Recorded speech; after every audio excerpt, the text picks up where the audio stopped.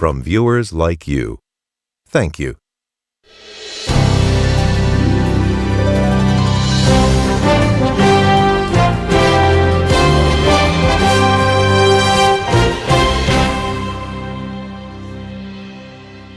And welcome to PBS News Live special coverage of President Trump's address to a joint session of Congress and the Democrats' response. I'm Amna Nawaz. And I'm Jeff Bennett. The first 6 weeks of President Trump's second term have seen an administration moving at warp speed. He has cut tens of thousands of people from the government workforce, deported thousands more, upended U.S. alliances, and signed dozens of executive orders, many of which are being hashed out in court right now. The president is on Capitol Hill tonight to tout what he has done and to lay out his plans of what's still to come. We're looking now at live video from inside the House chamber. That's where the president will be speaking just moments from now. And of course, his Republican Party has unified control of that government with majorities in both the House and the Senate. But the president will address a country that's deeply divided. In just a moment, you're going to hear the traditional announcement from the House Sergeant at Arms, and President Trump will make his way down the aisle. On Capitol Hill tonight is our White House correspondent, Laura Barone-Lopez. So, Laura, tell us what the overall message is that the White House wants to get across tonight. Well, the White House is saying that their message tonight is about renewing America, and we do have some of the excerpts based on the prepared remarks that the president is expected to give. He's expected to blame his predecessor, Joe Biden, for the price of eggs, and he's going to say that one of his major focuses is on defeating inflation. That despite the fact, Amna, that the president just instituted some new tariffs on Canada and Mexico that both conservative and liberal economists alike say will increase the price for consumers in the country, especially on vegetables and fruits and other goods. The president is going to also say, though, that one of his highest priorities is to provide relief to Americans, to workers across the country, even though, again, we have been hearing from a number of workers across the country, especially federal workers in the past few weeks, saying that they've been stunned by being fired, by the cuts that are being made by Elon Musk across the board. And speaking of Elon Musk, he is in the chamber tonight, Amna. It's our White House correspondent, Laura Barone-Lopez, on Capitol Hill tonight. Laura, thank you. We'll check back in with you in just a few. And our Capitol Hill correspondent, Lisa Desjardins, is in the House chamber tonight. Lisa, we can hear you. We can't see you because you have what is a coveted position just above the House rostrum there. So you have eyes on the floor. Give us a sense of what you're seeing, and also let us know what you've been hearing from lawmakers about their expectations for this speech this evening as we watch the First Lady, Melania Trump, make her way to her seat there. That's right. It is my great privilege to be in this position. And you're right. The crowd is now, the Republicans on their feet, cheering for First Lady Melania Trump.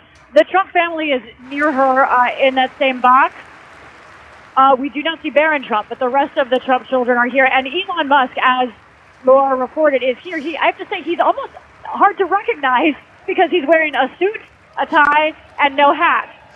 He is not in a seat. He is standing in the aisle right now. He also received applause when he walked into the room tonight. Now, you'll notice Democrats right now are remaining seated as the First Lady greets her guests. You will notice Democratic women wearing pink. That is their bright form of protest tonight and solidarity with one another. This room really is two different planets between Republicans, so excited, Democrats almost in mourning over this moment.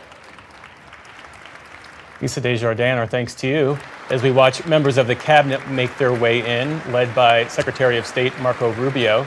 Let's bring in our panel for the evening. With us in the studio to help with context and analysis tonight, we've got Amy Walter of the Cook Political Report with Amy Walter, David Brooks, columnist for the New York Times, Jonathan Capehart, associate editor for the Washington Post, and Tiffany Smiley, who is a Republican candidate for Congress in Washington State. Tiffany, we'll start with you because you worked with President Trump during the first term on VA reform. So give us a sense of how he can set a framework for what has really just been a breakneck pace these first 6 weeks as he and Elon Musk and their allies set to really reorient the federal government. That's right, and it's absolutely needed because he was handed an economy that wasn't working for the American people. We were on the verge of World War III, so it's been amazing to watch him work so fast and so hard for the American people, and really he's delivering on the promises that he campaigned on in sharing, from securing our border to getting our economy back on track. He's really delivering on those promises. And, look, media is having a hard time keeping up with him. And, the American people might think, maybe they don't like some of the ways that he is delivering on this, but there's no easy way to accomplish these monumental tasks. It has to be done. And President Trump does a really good job of painting a vision of a better future. And that's what I think he will focus on in his speech, is really showing the American people that there is hope and we will renew America and we will get it back. Seeing live picture there as members of his cabinet continue to make their way into the chambers. EPA Chief Lee Zeldin, Department of Homeland Security Secretary Kristi Noem as well. Amy Walter, as we watch everyone file in and take their seats in anticipation of the president's remarks now. We mentioned he's speaking to a deeply divided country. Yes. We do have some latest poll numbers that speak to how people feel about what they have been seeing so far from President Trump and his second administration. Tell us about the audience outside that chamber tonight. Outside who's watching. He has a very good story to tell, especially for people who voted for Donald Trump. They've definitely got a return on the investment very quickly. He has followed up on many of the promises that he made on the campaign trail. For those, though, that either didn't vote for him or voted for him but weren't necessarily as excited about some of these things that he's doing today, whether it's DOGE or maybe some of the things on the border, what they were really expecting was to see more done on the economy, that the price of stuff was going to go down. So I think for the audience outside of this, what he's really going to need to do is to explain how indeed he is going to bring inflation down, how tariffs are going to help regular consumers with the cost of stuff, and that there's a plan going forward. The other thing I think that's really fascinating, we have a divided country, we have a divided Congress. I don't know the last time that a first-term president came into a Congress who he is really not, he doesn't need to use them as much. More normally, presidents come into the Congress, they say, here's what I want to do in my first term. Right. He can come in there and say, I've already done pretty much everything I've wanted to do. I'd love it if you guys helped me with a couple other things. He's got the tax bill and more money for immigration reform. But he is coming in basically saying the executive authority here has been really the thing that I will continue to use. And I don't know that I need you guys that much. And the driving force of a lot of the action we've seen so far, right? Yeah, he's addressing a Congress that he's largely sidelined. He's either sidelined or they have not put up any opposition to him. Yeah. David Brooks, it strikes me that President Trump is addressing the nation tonight having jettisoned some 80 years worth of American foreign policy. He is really setting the U.S. on a realignment of the post-World War II alliance. Is there anything that he could say tonight? Amy was talking about how she expects him to explain to the American public what he's doing. Is there anything he could say on that front that would allay some of your concerns? Yeah, I'm expecting an apology to Vladimir Zelensky. We've been a country that has been internationalist since World War II, and it's always been about breaking down barriers and lowering walls, lowering trade barriers. And this is a president who ran an office in 2016 on bragging about a wall. And in the second term, he's built walls around us versus our allies, versus Canada, versus China, or versus Mexico. And so there's a lot of walls going up. What I'm looking for in this speech is, why is he doing tariffs? Like, there are a lot of possible reasons he could be doing tariffs. He wants to get the Canada crack down on some immigration or drug importation, or maybe he thinks the Canadian auto industry should all move to Michigan. Like, there are a lot of different reasons, and they have radically different implications of why he's doing the policy. And so he's done a lot of policies that are a little of this, a little of that. I would just love to know what the thinking is behind it. Like, what's the strategy here? Because it really makes a difference to how businesses will have to operate, consumer confidence, economic instability. If there is a plan here, it may be a good plan, it may be a bad plan, but I'd love to know there's a plan.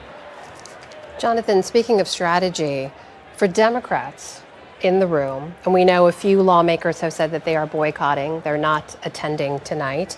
We spoke earlier with Pramila Jayapal, and she mentioned that Democrats will be dignified. They will be silently protesting in their seats as they listen to the president speak tonight, those who've chosen to be there in the chamber. You have tens of millions of people potentially watching this tonight, people who are looking to see how this party will be in opposition to the president in some unified way. Is this the right response for them in this moment on this night? Yes, because this won't be the only opportunity for them to respond. This is the biggest stage that the president will have to address the nation since being inaugurated. He has done a lot of things that have angered and upset not just the Democrats in the chamber, but people around the country. And I think there are a lot of people within the Democratic Party who are looking to members to reflect the anger and the frustration. And I think we'll see a range of reactions from sitting silently. I wouldn't be surprised, and it's been reported that some members of Congress have said that they will walk out if he says specific lines that they do not like. I think that is more than appropriate, infinitely more appropriate than yelling "you lie" to the president of the United States, as happened to President Obama during his first term. There is a lot of frustration with. Look, I'll give the president his props. He has done a lot in the 6 to 7 weeks he has been in office. That doesn't necessarily mean that they were the right things to do. And we're looking every day, thousands of people, not just in Washington, but across the country, who are losing their jobs. These are not faceless bureaucrats. These are people from safeguarding the nuclear stockpile to letting us know whether there are hurricanes and storms coming. These are people who are dedicated public servants who love the jobs that they do, and they're being wiped away. So I don't know if the president's going to address those concerns. I do expect a lot of crowing and a lot of chest beating, which is his right. But I also expect this to be a festival of meanness, because that is what I have grown accustomed to when hearing Donald Trump speak. Tiffany, in our latest PBS News NPR Marist poll, 56% of Americans said that since taking office, Donald Trump has rushed to make changes without considering their impact. Could he do more to help bring the American people along in this process, to explain to folks, why they are dismantling certain government agencies, why they have fired the government workers they've chosen to fire, so on and so forth? Yeah, and look, I think he will start to lay that out tonight for the American people. But we have to remember, when he was in office in 2017, starting his term, he learned a lot. And then he had 4 years to think about how to solve these problems. And I know that he realized you sort of have to rip the Band-Aid off. There's no easy way to do it. Everyone, even Democrats, talk about reducing the government and reducing spending, but no one's actually willing to do it until Trump came along. And I think this has been the most successful first 43 days of any American president. He is moving fast, he's moving furious, and that's what it takes. Change is good. Government hates change. They don't like it, and so Trump's delivering on every level. Let's listen in now live on the House chamber floor.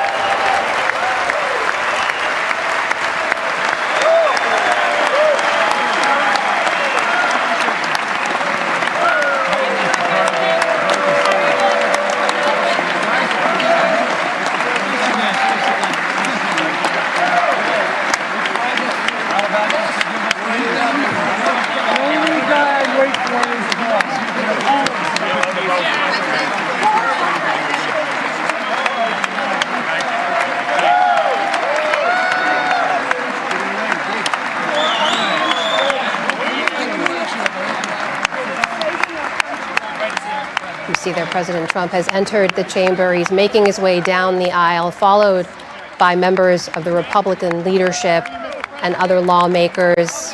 We'll go live to his remarks, of course, as he begins. But as he makes his way down the aisle, our own Lisa Desjardins has a key vantage point in the chamber. Lisa, tell us about what you see up in the room right now, and also weigh in on some of the conversation we've been having here about some sentiment among Americans that perhaps the administration's moving too fast, approval ratings dipping slightly for the president. Is that something Republicans you speak with are cognizant of and feel that could make them vulnerable? This is a very hot and cold moment for some Republicans I talk to.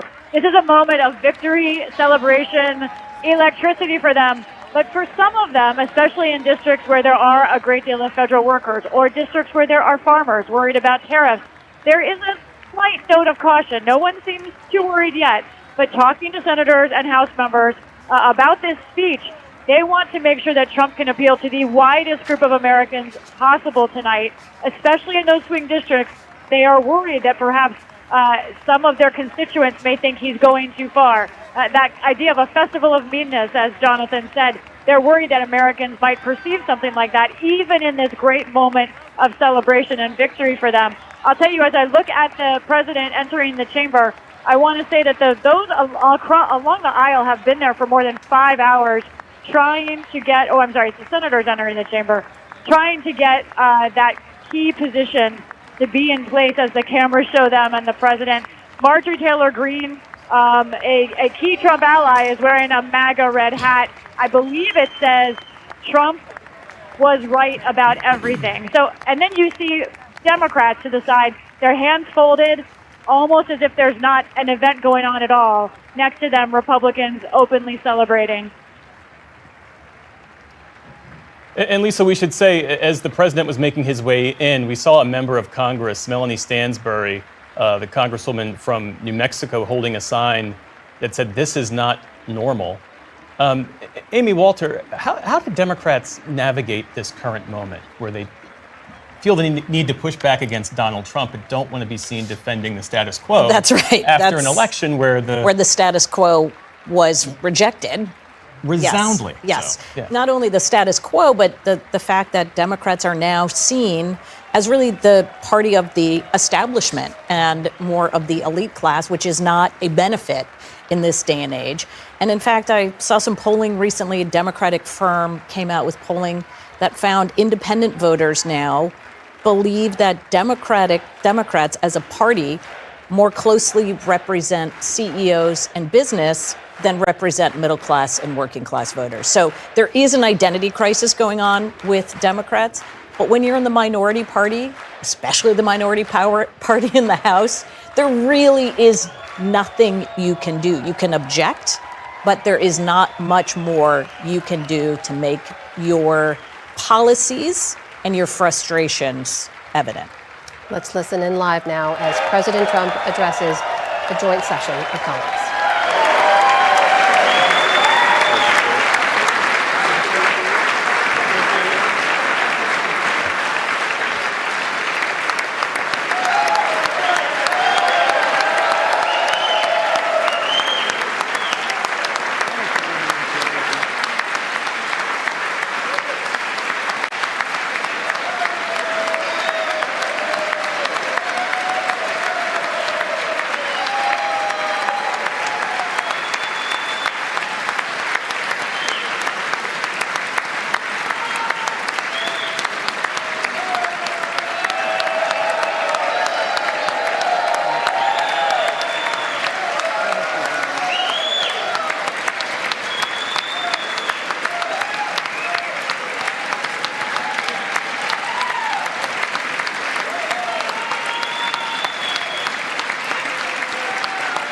Thank you.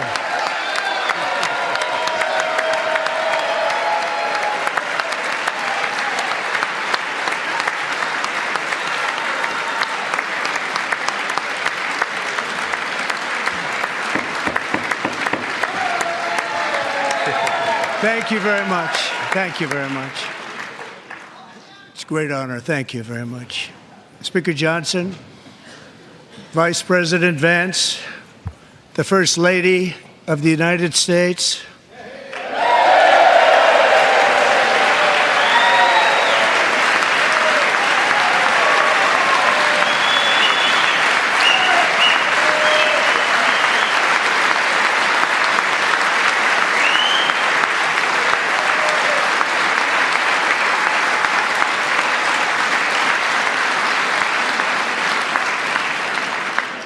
Members of the United States Congress, thank you very much.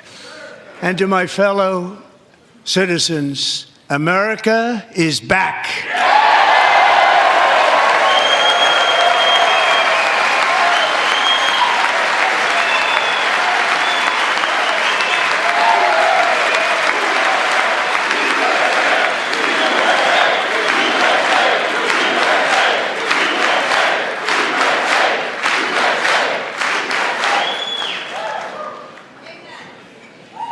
6 weeks ago, I stood beneath the dome of this Capitol and proclaimed the dawn of the golden age of America. From that moment on, it has been nothing but swift and unrelenting action to usher in the greatest and most successful era in the history of our country. We have accomplished more in 43 days than most administrations accomplished in 4 years or 8 years, and we are just getting started.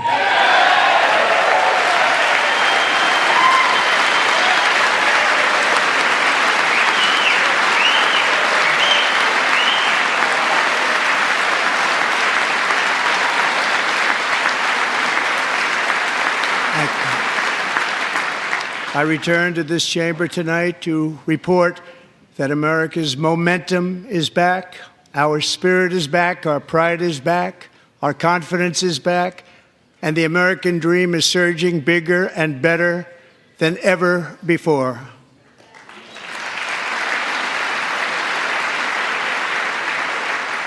The American dream is unstoppable, and our country is on the verge of a comeback, the likes of which the world has never witnessed and perhaps will never witness again. There's never been anything like it. The presidential election of November 5th was a mandate like has not been seen in many decades. We won all 7 swing states, giving us an electoral college victory of 312 votes.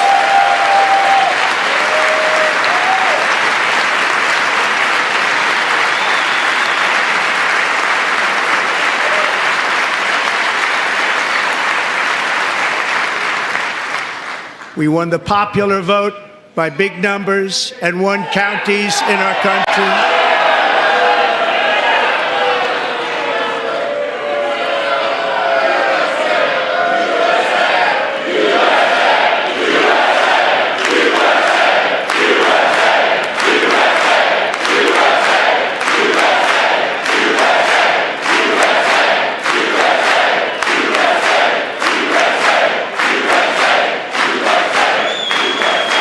And won counties in our country, 2,700 to 525, on a map that reads almost completely red for Republican.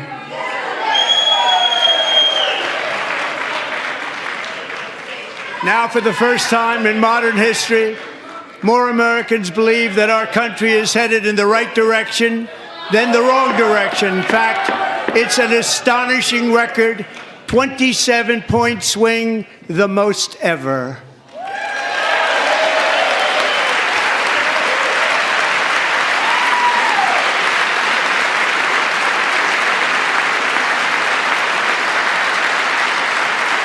Likewise, small business optimism saw its single largest one-month gain ever recorded, a 41-point jump.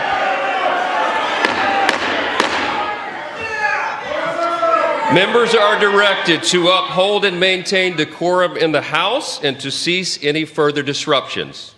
That's your warning.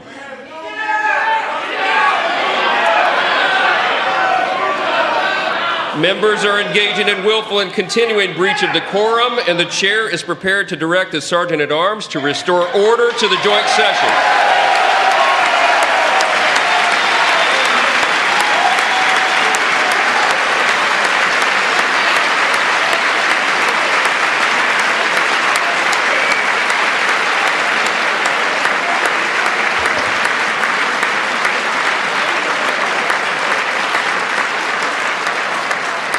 Mr. Green, take your seat. Take your seat, sir. Take your seat. Finding that members continue to engage in willful and concerted disruption of proper decorum, the chair now directs the Sergeant-at-Arms to restore order. Remove this gentleman from the chamber.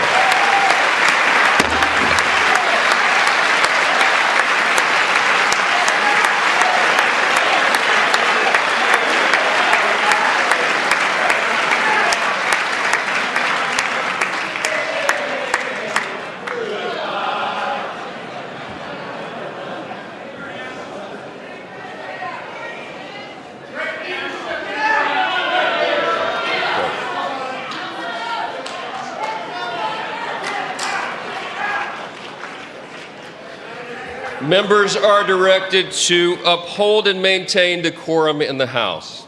Mr. President, you continue. Thank you.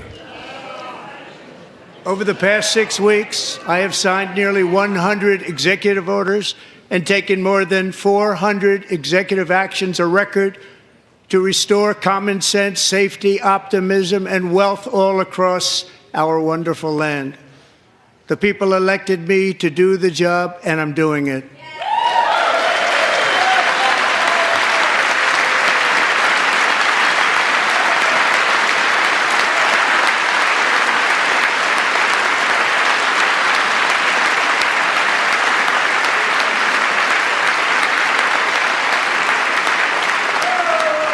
In fact, it has been stated by many that the first month of our presidency, it's our presidency, is the most successful in the history of our nation. By many.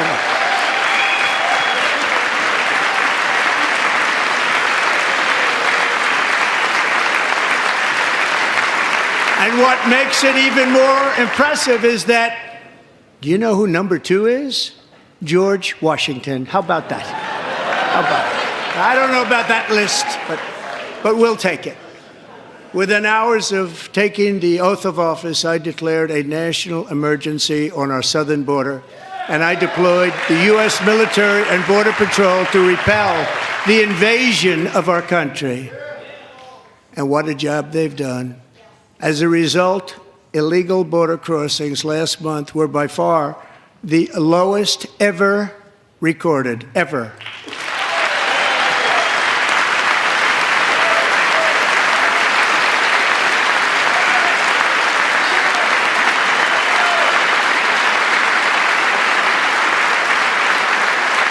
They heard my words and they chose not to come. Much easier that way.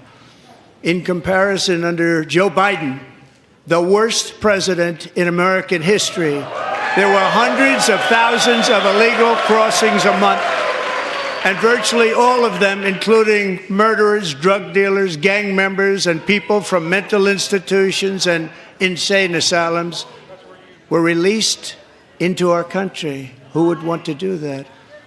This is my 5th such speech to Congress. And once again, I look at the Democrats in front of me, and I realize there is absolutely nothing I can say to make them happy or to make them stand or smile or applaud. Nothing I can do. I could find a cure to the most devastating disease, a disease that would wipe out entire nations, or announce the answers to the greatest economy in history, or the stoppage of crime to the lowest levels ever recorded. And these people sitting right here will not clap, will not stand, and certainly will not cheer for these astronomical achievements. They won't do it, no matter what. Five times I've been up here. It's very sad, and it just shouldn't be this way.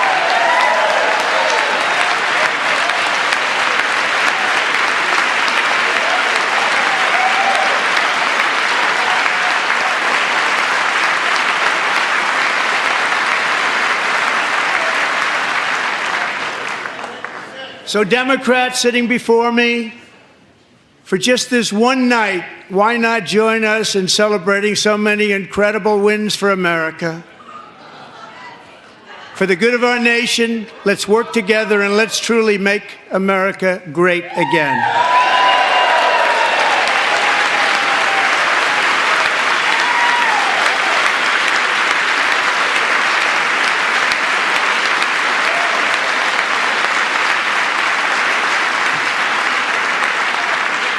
Every day, my administration is fighting to deliver the change America needs to bring a future that America deserves, and we're doing it.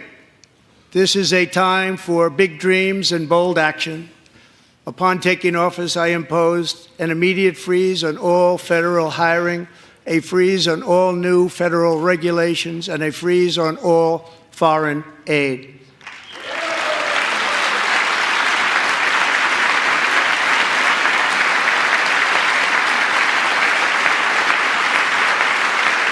I terminated the ridiculous Green New Scam. I withdrew from the unfair Paris Climate Accord, which was costing us trillions of dollars that other countries were not paying. I withdrew from the corrupt World Health Organization.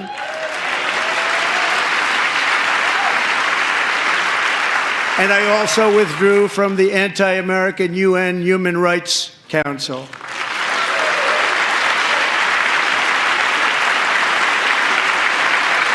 We ended all of Biden's environmental restrictions that were making our country far less safe and totally unaffordable. And importantly, we ended the last administration's insane electric vehicle mandate, saving our auto workers and companies from economic destruction.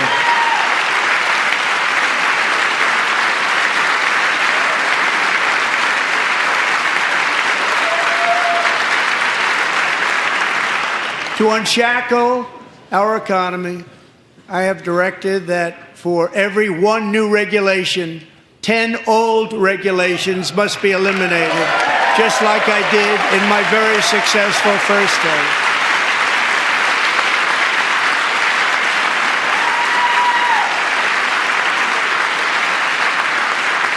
And in that first term, we set records on ending unnecessary rules and regulations like no other president had done before. We ordered all federal workers to return to the office. They will either show up for work in person or be removed from their job.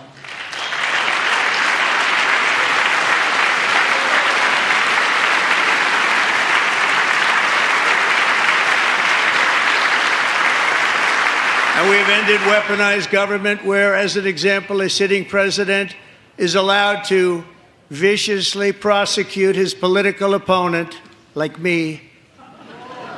How did that work out? Not too good. Not too good.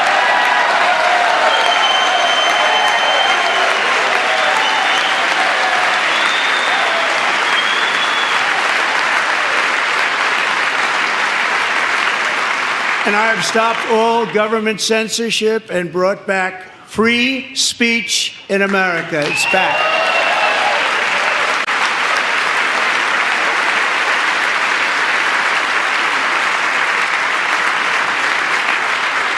And 2 days ago, I signed an order making English the official language of the United States of America.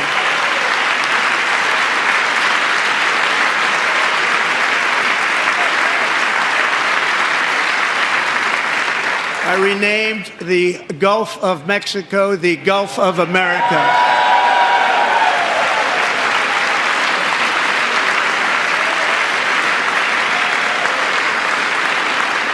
And likewise, I renamed, for a great president, William McKinley, Mount McKinley again. Beautiful Alaska. We love Alaska. We've ended the tyranny of so-called diversity, equity, and inclusion policies all across the entire federal government and indeed the private sector and our military. And our country will be woke no longer.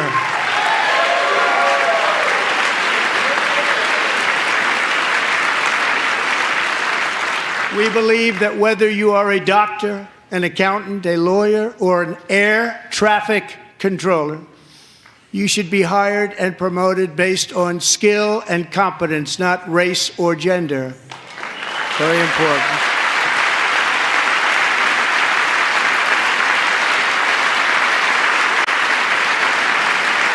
You should be hired based on merit. And the Supreme Court, in a brave and very powerful decision, has allowed us to do so. Thank you. Thank you very much. Thank you. We have removed the poison of critical race theory from our public schools, and I signed an order making it the official policy of the United States government that there are only two genders, male and female.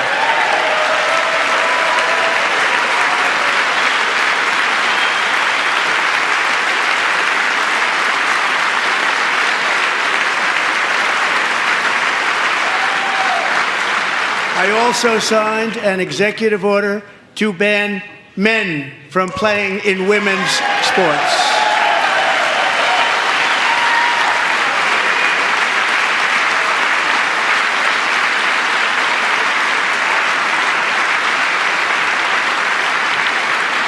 Three years ago, Peyton McNabb was an all-star high school athlete, one of the best, preparing for a future in college sports.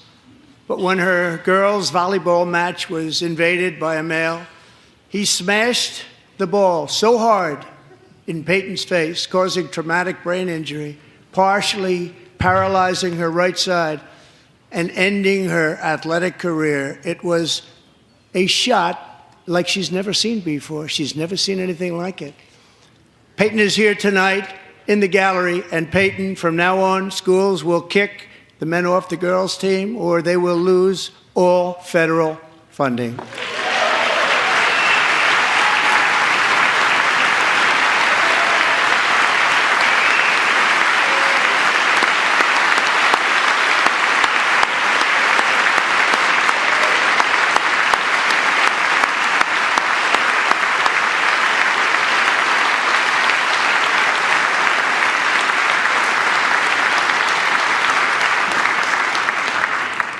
And if you really want to see numbers, just take a look at what happened in the women's boxing, weightlifting, track and field, swimming, or cycling, where a male recently finished a long-distance race 5 hours and 14 minutes ahead of a woman for a new record by 5 hours.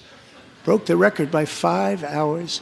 It's demeaning for women, and it's very bad for our country. We're not going to put up with it any longer.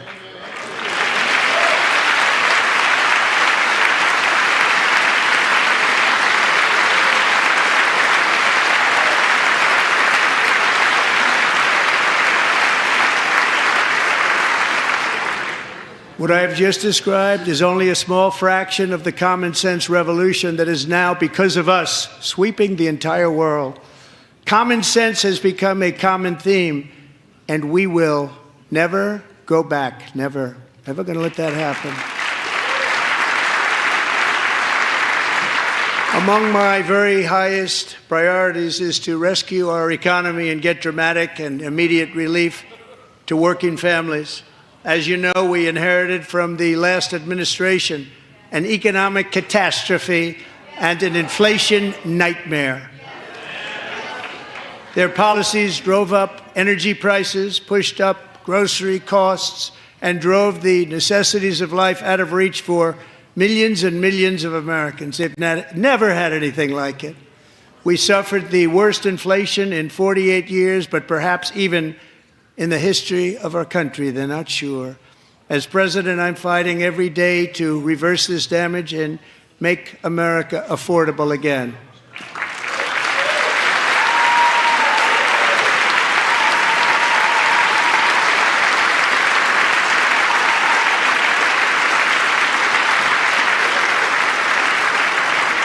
Joe Biden especially let the price of eggs get out of control. The egg price is out of control, and we're working hard to get it back down. Secretary, do a good job on that. You inherited a total mess from the previous administration. Do a good job.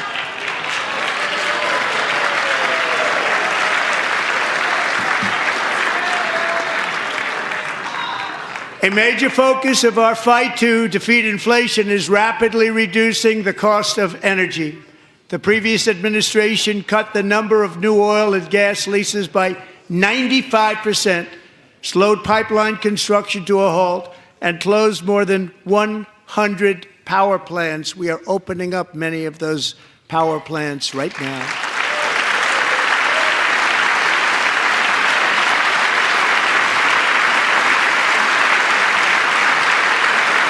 And frankly, we have never seen anything like it. That's why on my first day in office, I declared a national energy emergency. As you've heard me say many times, we have more liquid gold under our feet than any nation on earth, and by far. And now I fully authorize the most talented team ever assembled to go and get it. It's called Drill, Baby, Drill.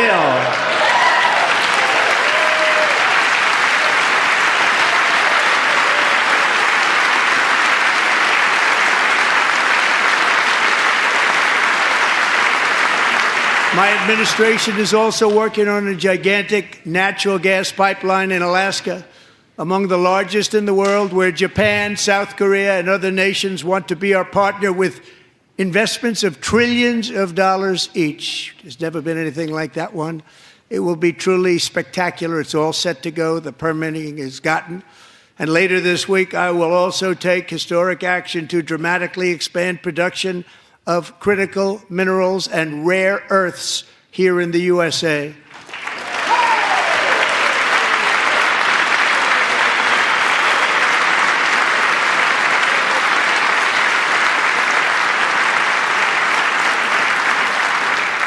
To further combat inflation, we will not only be reducing the cost of energy, but will be ending the flagrant waste of taxpayer dollars.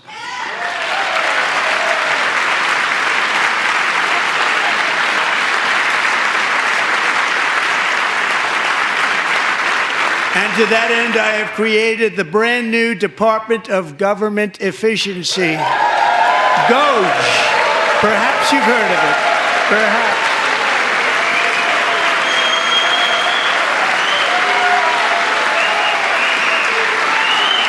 Which is headed by Elon Musk, who is in the gallery tonight.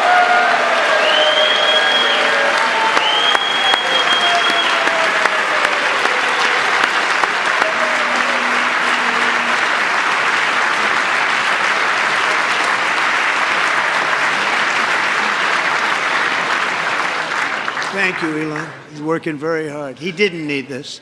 He didn't need this. Thank you very much. We appreciate it. Everybody here, even this side, appreciates it, I believe. They just don't want to admit that. Just listen to some of the appalling waste we have already identified. $22 billion from HHS to provide free housing and cars for illegal aliens. $45 million for diversity, equity, and inclusion scholarships in Burma. $40 million to improve the social and economic inclusion of sedentary migrants. Nobody knows what that is. $8 million to promote LGBTQI+ in the African nation of Lesotho, which nobody has ever heard of. $60 million for indigenous peoples and Afro-Colombian empowerment in Central America. $60 million. $8 million for making mice transgender. This is real. $32 million for a left-wing propaganda operation in Moldova. $10 million for male circumcision in Mozambique. $20 million for the Arab Sesame Street in the Middle East. It's a program. $20 million for a program. $1.9 billion to recently created Decarbonization of Homes Committee, headed up, and we know she's involved. Just at the last moment, the money was passed over by a woman named Stacey Abrams. Have you ever heard of her? A $3.5 million consulting contract for lavish fish monitoring. $1.5 million for voter confidence in Liberia. $14 million for social cohesion in Mali. $59 million for illegal alien hotel rooms in New York City. He's a real estate developer. He's done very well. $250,000 to increase vegan local climate action innovation in Zambia. $42 million for social and behavior change in Uganda. $14 million for improving public procurement in Serbia. $47 million for improving learning outcomes in Asia. Asia's doing very well with learning. We know what we're doing. We should use it ourselves. And $101 million for DEI contracts at the Department of Education, the most ever paid, nothing even like it. Under the Trump administration, all of these scams, and they're far worse, but I didn't think it was appropriate to talk about them. They're so bad. Many more have been found out and exposed and swiftly terminated by a group of very intelligent, mostly young people, headed up by Elon, and we appreciate it. We found hundreds of billions of dollars of fraud.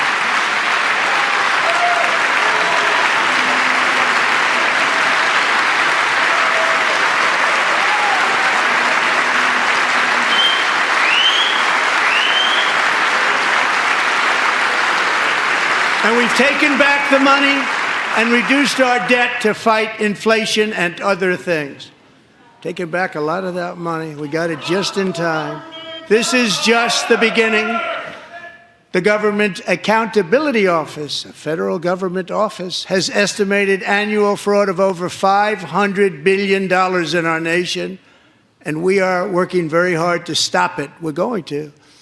We're also identifying shocking levels of incompetence and probable fraud in the Social Security program for our seniors, and that our seniors and people that we love rely on. Believe it or not, government databases list 4.7 million Social Security members from people aged 100 to 109 years old. It lists 3.6 million people from ages 110 to 119. I don't know any of them. I know some people that are rather elderly, but not quite that elderly. 3.47 million people from ages 120 to 129. 3.9 million people from ages 130 to 139. 3.5 million people from ages 140 to 149. And money is being paid to many of them, and we're searching right now. In fact, Pam, good luck. Good luck. You're going to find it. But a lot of money is paid out to people because it just keeps getting paid, and nobody does, and it really hurts Social Security and hurts our country. 1.3 million people from ages 150 to 159, and over 130,000 people, according to the Social Security databases, are age over 160 years old.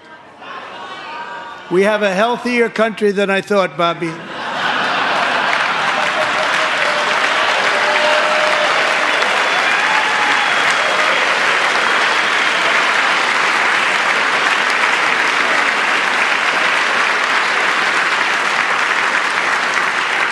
Including, to finish, 1,039 people between the ages of 220 and 229, one person between the age of 240 and 249, and one person is listed at 360 years of age. More than 100 years older than our country. But we're going to find out where that money's going, and it's not going to be pretty. By slashing all of the fraud, waste, and theft we can find, we will defeat inflation, bring down mortgage rates, lower car payments and grocery prices, protect our seniors, and put more money in the pockets of American families.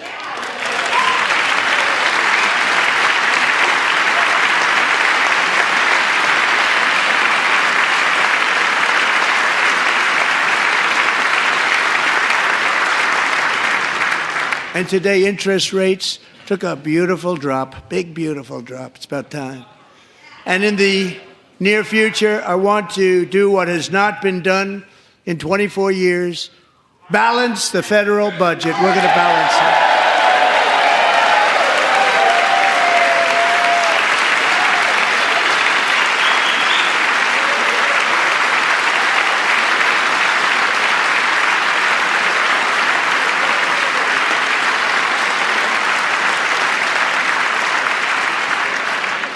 With that goal in mind, we have developed in great detail what we are calling the Gold Card, which goes on sale very, very soon.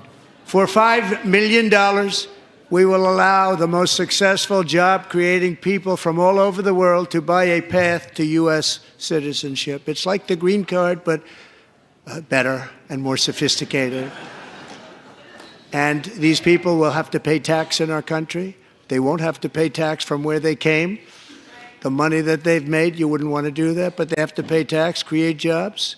They'll also be taking people out of colleges and paying for them so that we can keep them in our country instead of having them being forced out.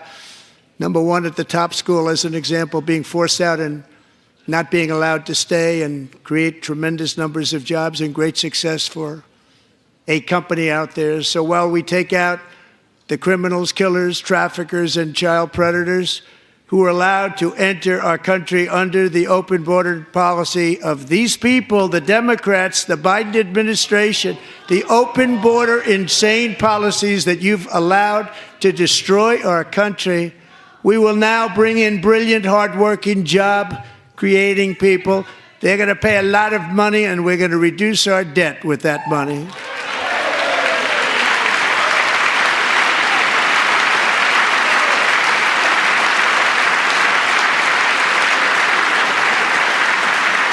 Americans have given us a mandate for bold and profound change. For nearly 100 years, the federal bureaucracy has grown until it has crushed our freedoms, ballooned our deficits, and held back America's potential in every possible way. The nation founded by pioneers and risk-takers now drowns under millions and millions of pages of regulations and debt. Approvals that should take 10 days to get instead take 10 years, 15 years, and even 20 years before you're rejected. Meanwhile, we have hundreds of thousands of federal workers who have not been showing up to work. My administration will reclaim power from this unaccountable bureaucracy, and we will restore true democracy to America again.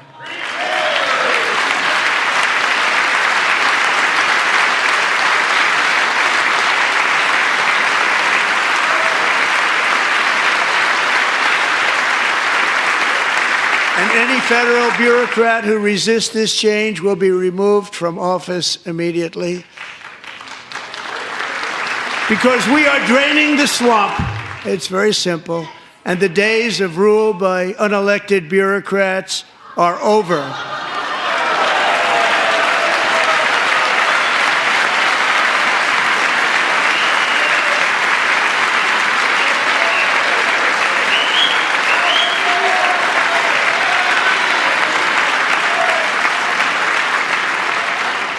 And the next phase of our plan to deliver the greatest economy in history is for this Congress to pass tax cuts for everybody. They're in there. They're waiting for you to vote. And I'm sure that the people on my right, I don't mean the Republican right, but my right here, I'm sure you're going to vote for those tax cuts, because otherwise I don't believe the people will ever vote you into office. So I'm doing you a big favor by telling you that. But I know this group is going to be voting for the tax.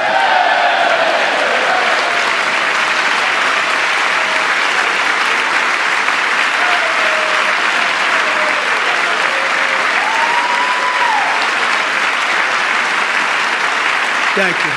It's a very, very big part of our plan. We had tremendous success in our first term with it. A very big part of our plan. We're seeking permanent income tax cuts all across the board. And to get urgently needed relief to Americans hit especially hard by inflation, I'm calling for no tax on tips, no tax on overtime, and no tax on Social Security benefits for our great seniors.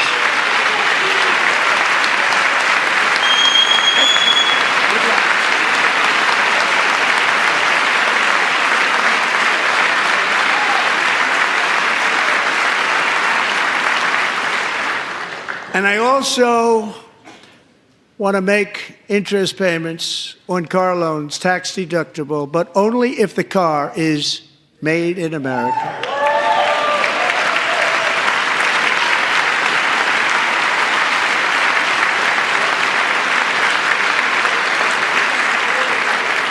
And by the way, we're going to have growth in the auto industry like nobody's ever seen. Plants are opening up all over the place. Deals are being made. Never seen. That's a combination of the election win and tariffs. It's a beautiful word, isn't it? That, along with our other policies, will allow our auto industry to absolutely boom. It's going to boom. Spoke to the majors today, all three, the top people, and they're so excited. In fact, already numerous car companies have announced that they will be building massive automobile plants in America, with Honda just announcing a new plant in Indiana, one of the largest anywhere in the world.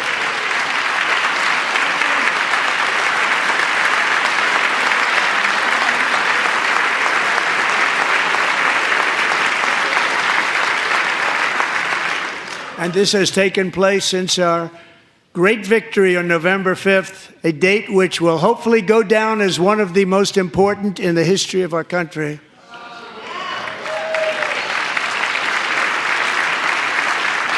In addition, as part of our tax cuts, we want to cut taxes on domestic production and all manufacturing. And just as we did before, we will provide 100% expensing. It will be retroactive to January 20th, 2025, and it was one of the main reasons why our tax cuts were so successful in our first term, giving us the most successful economy in the history of our country. First term. We had a great first term.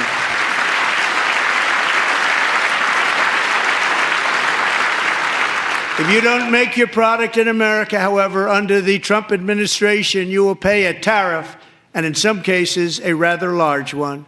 Other countries have used tariffs against us for decades, and now it's our turn to start using them against those other countries.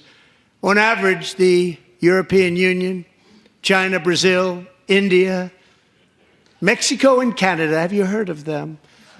And countless other nations charge us tremendously higher tariffs than we charge them. It's very unfair. India charges us auto tariffs higher than 100%. China's average tariff on our products is twice what we charge them.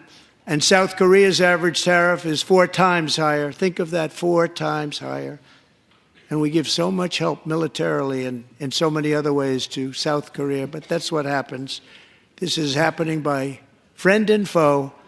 This system is not fair to the United States and never was, and so on April 2nd, I wanted to make it April 1st, but I didn't want to be accused of April Fool's Day. That's not, just one day cost us a lot of money. But we're going to do it in April. I'm a very superstitious person.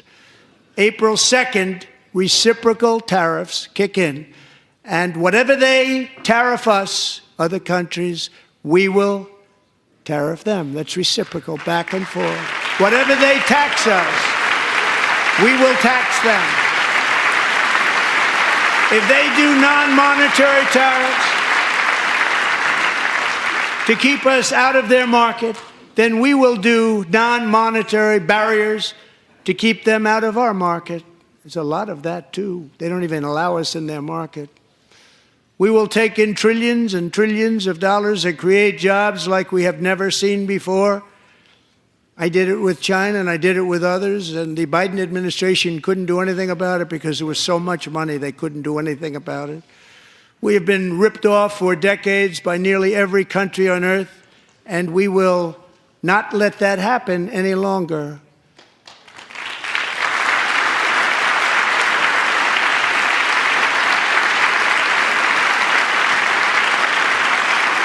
Much has been said over the last 3 months about Mexico and Canada, but we have very large deficits with both of them. But even more importantly, they've allowed fentanyl to come into our country at levels never seen before, killing hundreds of thousands of our citizens and many very young, beautiful people, destroying families. Nobody's ever seen anything like it. They are, in effect, receiving subsidies of hundreds of billions of dollars. We pay subsidies to Canada and to Mexico of hundreds of billions of dollars, and the United States will not be doing that any longer. We're not going to do it any longer.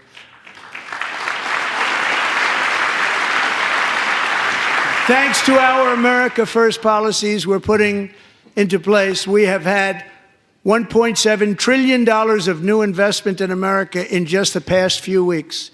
The combination of the election and our economic policies that people of SoftBank, one of the most brilliant anywhere in the world, announced a $200 billion investment. OpenAI and Oracle, Larry Ellison, announced $500 billion investment, which they wouldn't have done if Kamala had won. Apple announced $500 billion investment. Tim Cook called me. He said, I cannot spend it fast enough. It's going to be much higher than that, I believe. They'll be building their plants here instead of in China. And just yesterday, Taiwan Semiconductor, the biggest in the world, most powerful in the world, has a tremendous amount, 97% of the market, announced a $165 billion investment to build the most powerful chips on earth right here in the USA.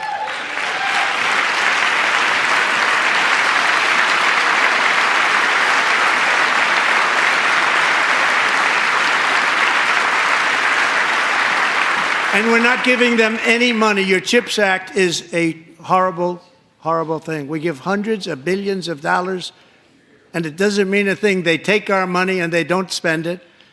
All that meant to them, we're giving them no money. All that was important to them was they didn't want to pay the tariffs, so they came and they're building, and many other companies are coming. We don't have to give them money. We just want to protect our businesses and our people. And they will come because they won't have to pay tariffs if they build in America. So it's very amazing. You should get rid of the CHIP Act, and whatever's left over, Mr. Speaker, you should use it to reduce debt or any other reason you want to.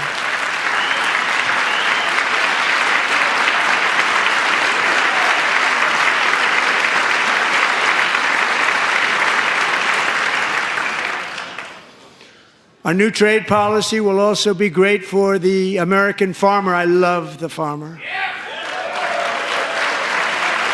Who will now be selling into our home market, the USA, because nobody is going to be able to compete with you. Because those goods that come in from other countries and companies, they're really in a bad position in so many different ways. They're uninspected. They may be very dirty and disgusting, and they come in and they pour in, and they hurt our American farmers. The tariffs will go on agricultural product coming into America, and our farmers, starting on April 2nd, it may be a little bit of an adjustment period. We had that before when I made the deal with China, $50 billion of purchases, and I said, just bear with me, and they did. They did. Probably have to bear with me again, and this will be even better. That was great. The problem with it was that Biden didn't enforce it. He didn't enforce it. $50 billion of purchases, and we were doing great, but Biden did not enforce it, and it hurt our farmers. But our farmers are going to have a field day right now. So to our farmers, have a lot of fun. I love you too. I love you too. It's all going to happen.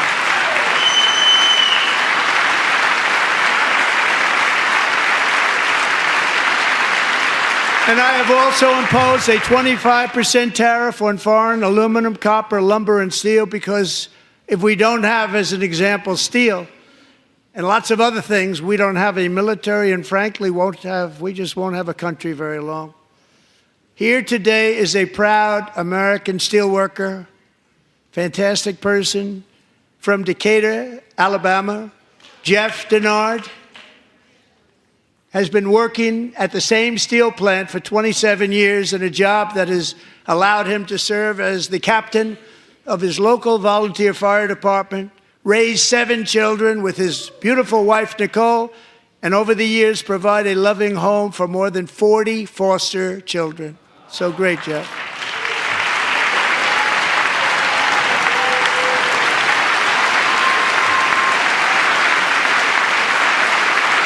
Thank you, Jeff. Thank you, Jeff.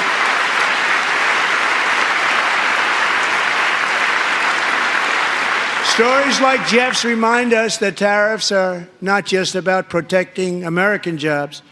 They're about protecting the soul of our country. Tariffs are about making America rich again and making America great again, and it's happening, and it will happen rather quickly. There'll be a little disturbance, but we're okay with that. It won't be much. No, you're not. Oh. And look where Biden took us, very low, the lowest we've ever been. Jeff, I want to thank you very much.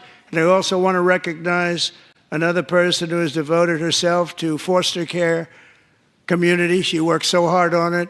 A very loving person, our magnificent First Lady of the United States.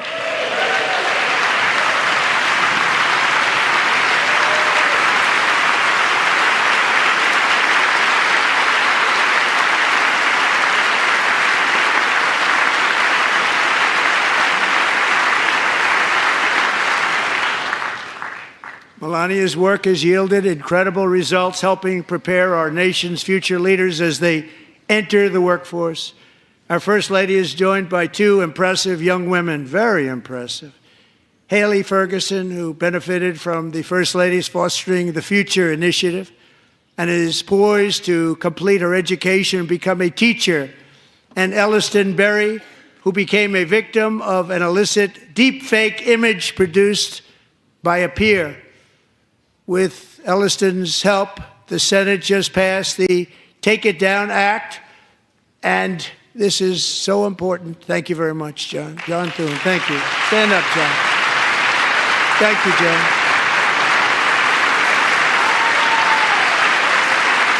Thank you all very much.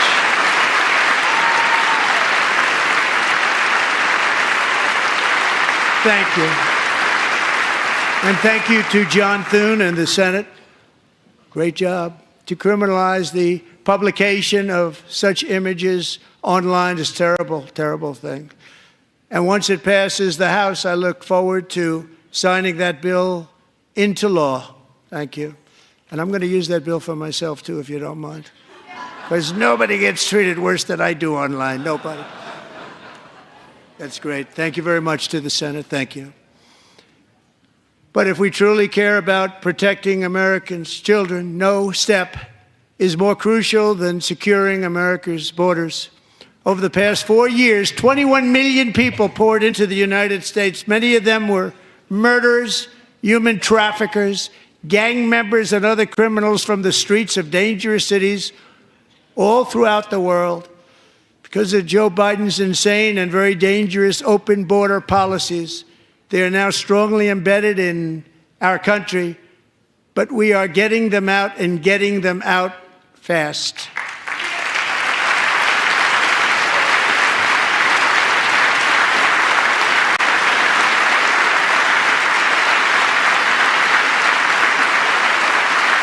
And I want to thank Tom Homan and Christy. I want to thank you and Paul of Border Patrol.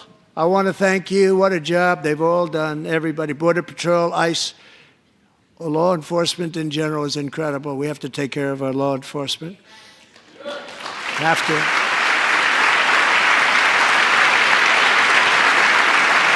Last year,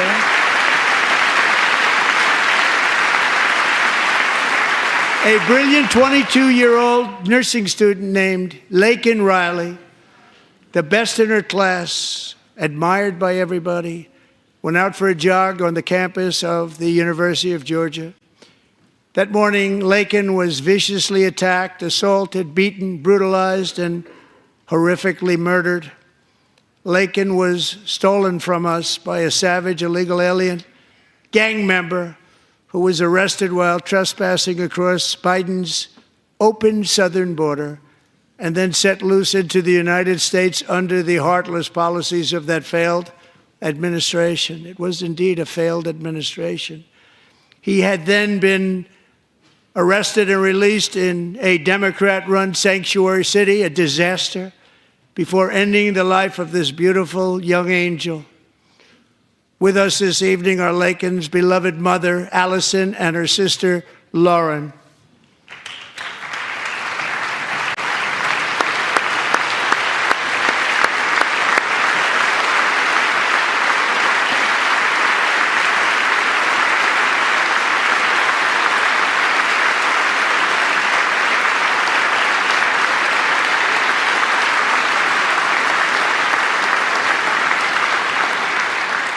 Last year, I told Laken's grieving parents that we would ensure their daughter would not have died in vain.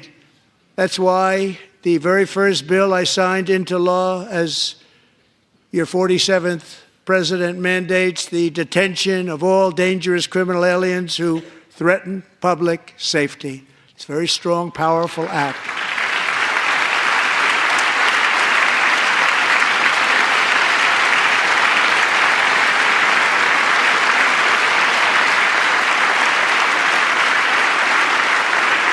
It's called the Laken-Riley Act. So Allison and Lauren, America will never, ever forget our beautiful Laken Hope Riley.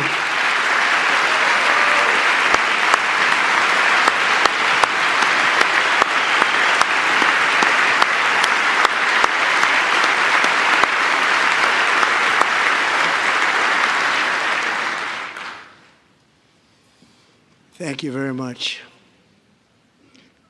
Since taking office, my administration has launched the most sweeping border and immigration crackdown in American history, and we quickly achieved the lowest numbers of illegal border crossers ever recorded. Thank you.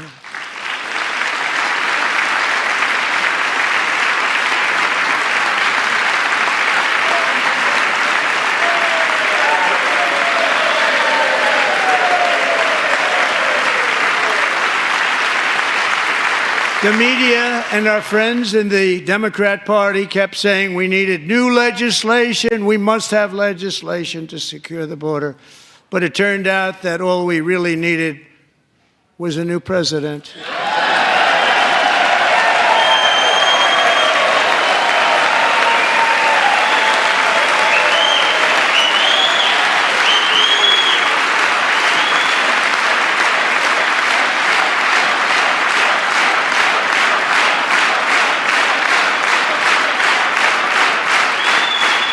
Thank you. Joe Biden didn't just open our borders, he flew illegal aliens over them to overwhelm our schools, hospitals, and communities throughout the country.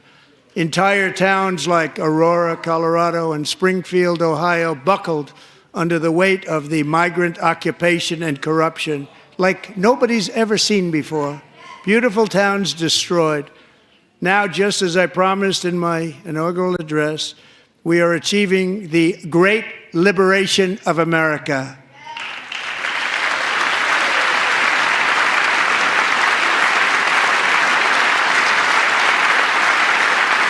But there still is much work to be done. Here tonight is a woman I have gotten to know, Alexis Nungari from Houston. Wonderful woman. Last June, Alexis's 12-year-old daughter, her precious Jocelyn, walked to a nearby convenience store. She was kidnapped, tied up, assaulted for 2 hours under a bridge, and horrifically murdered. Arrested and charged with this heinous crime are 2 illegal alien monsters from Venezuela, released into America by the last administration through their ridiculous open border. The death of this beautiful 12-year-old girl and the agony of her mother and family touched our entire nation greatly. Alexis, I promised that we would always remember your daughter, your magnificent daughter, and earlier tonight I signed an order keeping my word to you. One thing I have learned about Jocelyn is that she loved animals so much. She loved nature. Across Galveston Bay, from where Jocelyn lived in Houston, you will find a magnificent national wildlife refuge, a pristine, peaceful, 34,000-acre sanctuary for all of God's creatures on the edge of the Gulf of America. Alexis, moments ago, I formally renamed that refuge in loving memory of your beautiful daughter, Jocelyn. So, Mr. Vice President, if you would, may I have the order?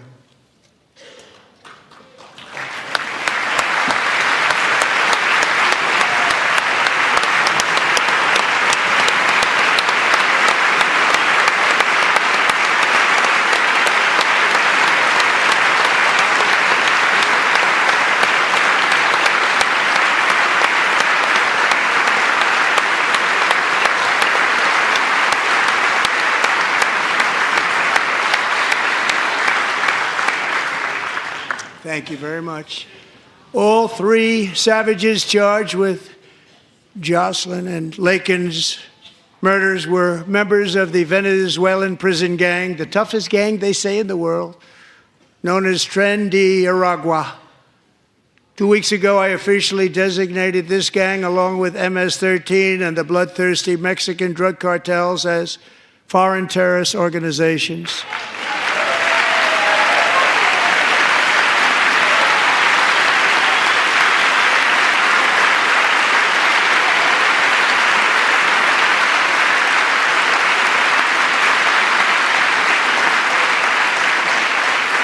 They are now officially in the same category as ISIS, and that's not good for them. Countless thousands of these terrorists were welcomed into the U.S. by the Biden administration. But now every last one will be rounded up and forcibly removed from our country, or, if they're too dangerous, put in jails, standing trial in this country, because we don't want them to come back ever. With us this evening is a warrior on the front lines of that battle, Border Patrol Agent Roberto Ortiz. Great guy.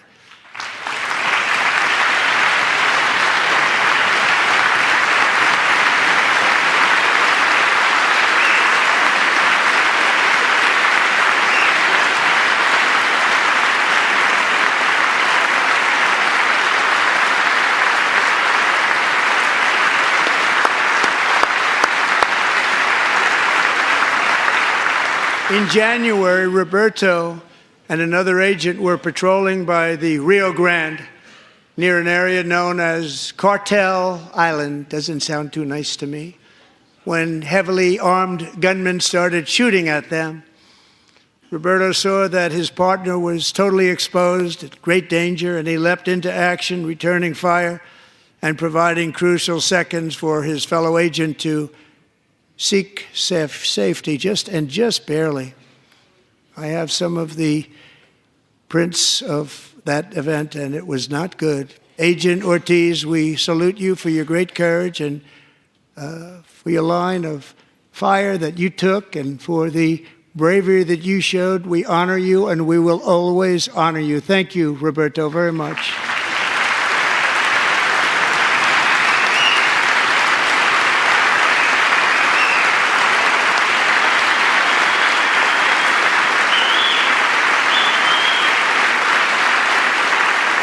Thank you, Roberto.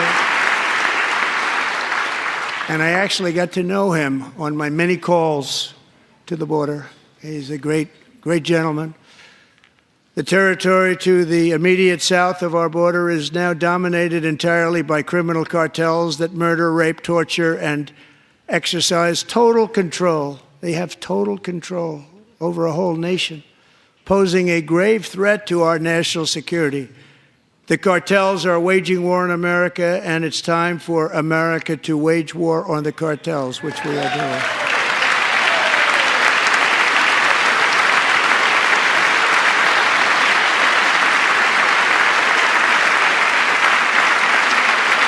Five nights ago, Mexican authorities, because of our tariff policies being imposed on them, think of this, handed over to us 29 of the biggest cartel leaders in their country. That has never happened before. They want to make us happy. First time ever. But we need Mexico and Canada to do much more than they've done, and they have to stop the fentanyl and drugs pouring into the USA. They're going to stop it. I have sent Congress a detailed funding request laying out exactly how we will eliminate these threats to protect our homeland and complete the largest deportation operation in American history, larger even than current record holder President Dwight D. Eisenhower, a moderate man, but someone who believed very strongly in borders. Americans expect Congress to send me this funding without delay so I can sign it into law. So, Mr. Speaker, John Thune, both of you, I hope you're going to be able to do that, Mr. Speaker. Thank you. Mr. Leader, thank you. Thank you very much. And let's get it to me. I'll sign it so fast, you won't even believe it.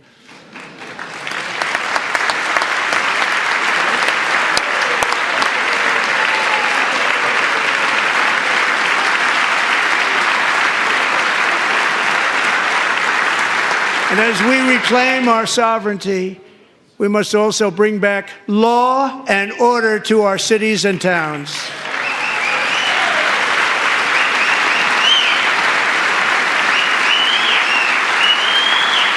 In recent years, our justice system has been turned upside down by radical left lunatics.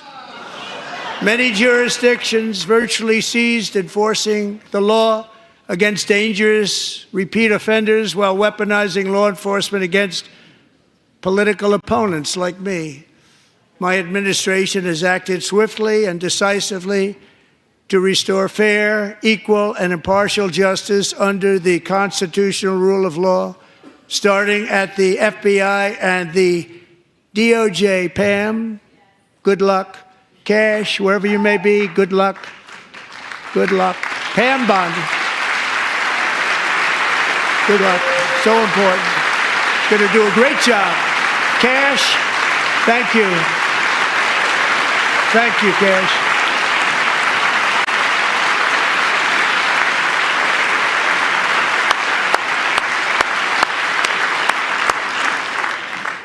They've already started very strong. They're going to do a fantastic job. You're going to be very proud of them. We're also once again giving our police officers the support, protection, and respect they so dearly deserve. They have to get it. They have such a hard, dangerous job, but we're going to make it less dangerous. The problem is the bad guys don't respect the law, but they're starting to respect it, and they soon will respect it. This also includes our great fire departments throughout the country. Our firemen and women are unbelievable people, and we'll never forget them. And besides that, they voted for me in record numbers, so I have no choice.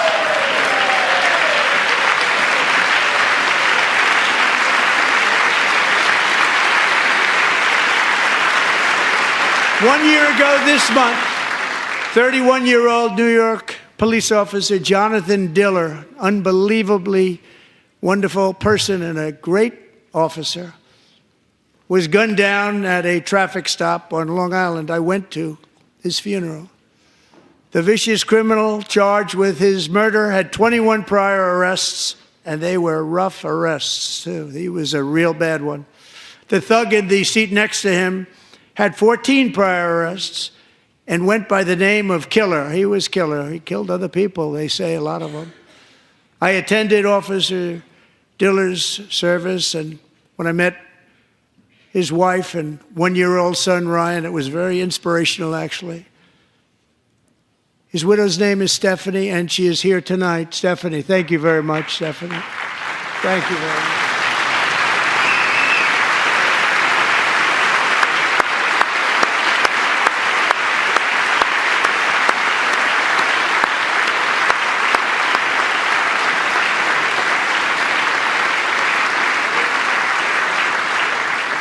Stephanie, we're going to make sure that Ryan knows his dad was a true hero, New York's finest, and we're going to get these cold-blooded killers and repeat offenders off our streets, and we're going to do it fast. Got to stop it.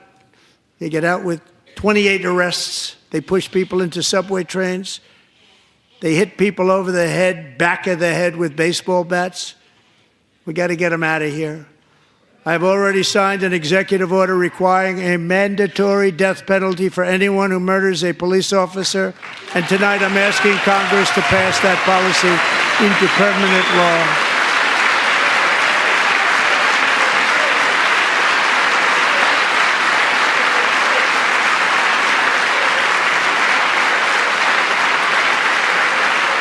I'm also asking for a new crime bill getting tough on repeat offenders while enhancing protections for America's police officers so they can do their jobs without fear of their lives being totally destroyed. They don't want to be killed.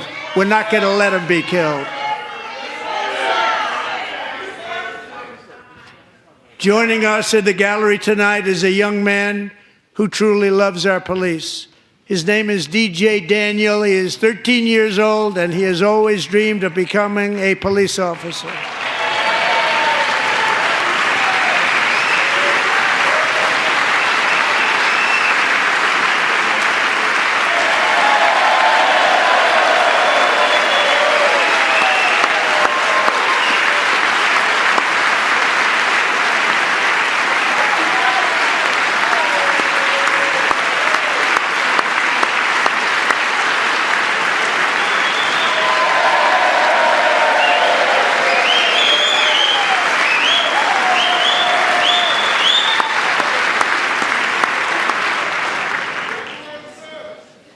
But in 2018, DJ was diagnosed with brain cancer.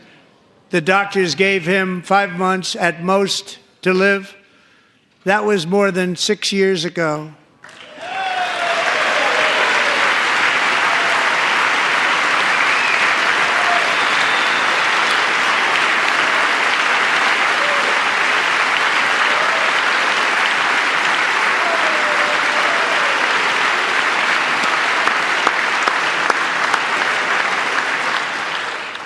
Since that time, DJ and his dad have been on a quest to make his dream come true, and DJ has been sworn in as an honorary law enforcement officer, actually a number of times. The police love him, the police departments love him.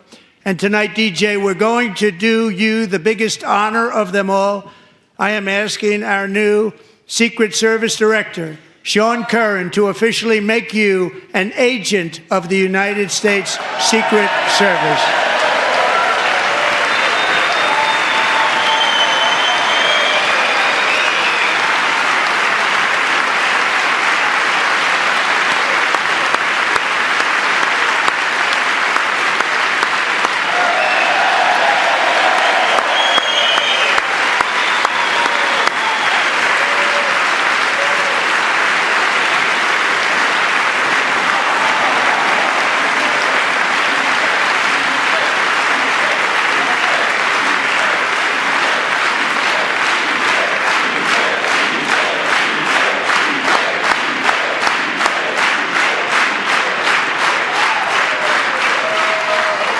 Thank you, DJ.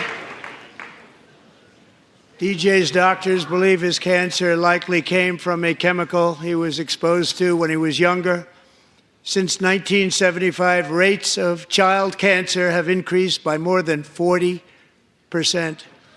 Reversing this trend is one of the top priorities for our new presidential commission to make America healthy again, chaired by our new Secretary of Health and Human Services, Robert F. Kennedy, Jr.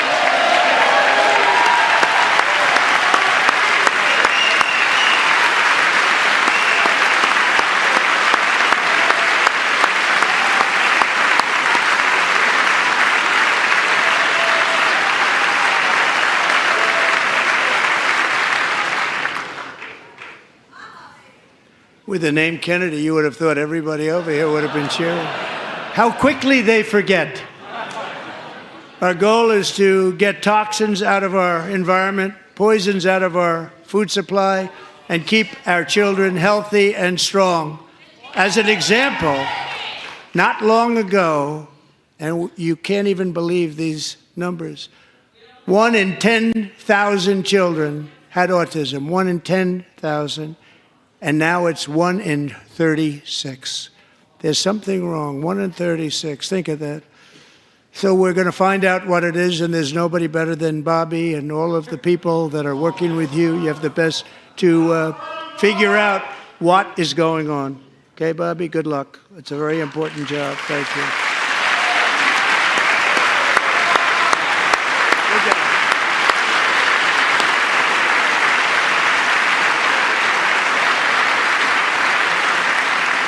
Thank you. My administration is also working to protect our children from toxic ideologies in our schools. A few years ago, January Littlejohn and her husband discovered that their daughter's school had secretly socially transitioned their 13-year-old little girl. Teachers and administrators conspired to deceive January and her husband while encouraging her daughter to use a new name and pronouns. They, them pronoun, actually, all without telling January, who is here tonight and is now a courageous advocate against this form of child abuse. January, thank you. Thank you. Thank you very much.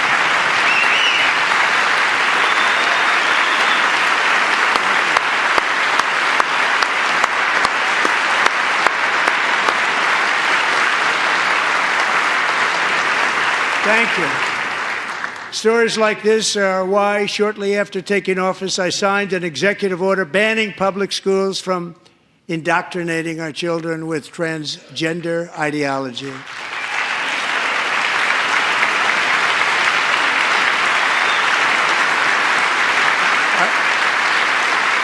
I also signed an order to cut off all taxpayer funding to any institution that engages in the sexual mutilation of our youth.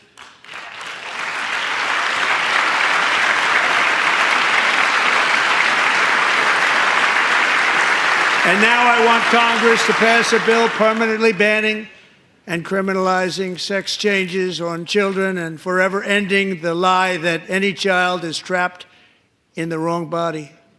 This is a big lie.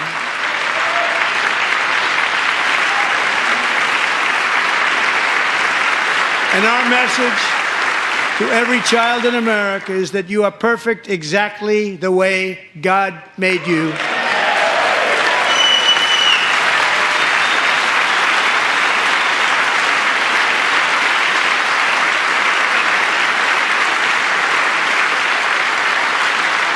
Because we're getting wokeness out of our schools and out of our military, and it's already out, and it's out of our society. We don't want it. Wokeness is trouble. Wokeness is bad. It's gone. It's gone. And we feel so much better for it, don't we? Don't we feel better? Our service members won't be activists and ideologues. They will be fighters and warriors. They will fight for our country. And Pete, congratulations. Secretary of Defense, congratulations.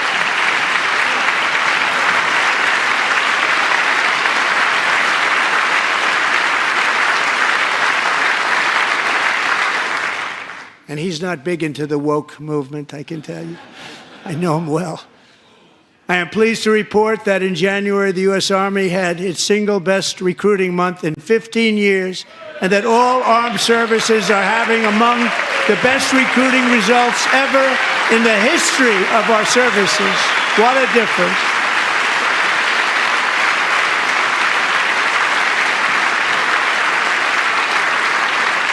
And you know, it was just a few months ago where the results were exactly the opposite. We couldn't recruit anywhere. We couldn't recruit. Now we're having the best results just about that we've ever had. What a tremendous turnaround. It's really a beautiful thing to see. People love our country again. It's very simple. They love our country, and they love being in our military again. So it's a great thing, and thank you very much. Great job. Thank you.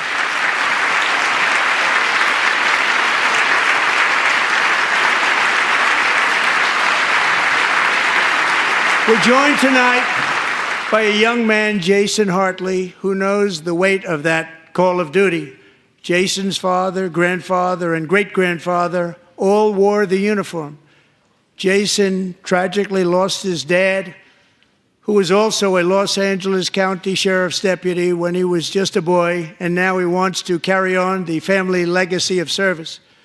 Jason is a senior in high school, a 6-letter varsity athlete, a really good athlete, they say, a brilliant student with a 4.46, that's good, GPA. And his greatest dream is to attend the U.S. Military Academy at West Point.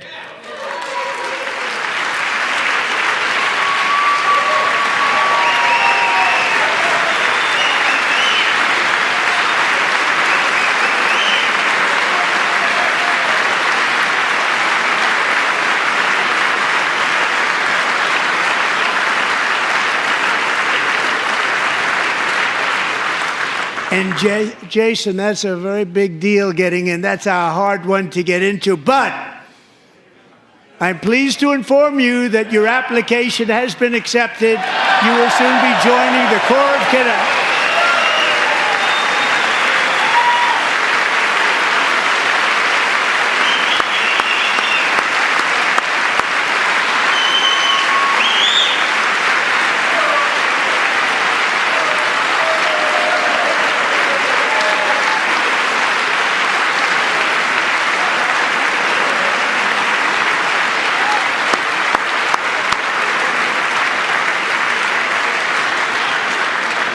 Thank you. Jason, you're going to be on the long gray line, Jason. As Commander-in-Chief, my focus is on building the most powerful military of the future. As a first step, I'm asking Congress to fund a state-of-the-art Golden Dome missile defense shield to protect our homeland, all made in the USA.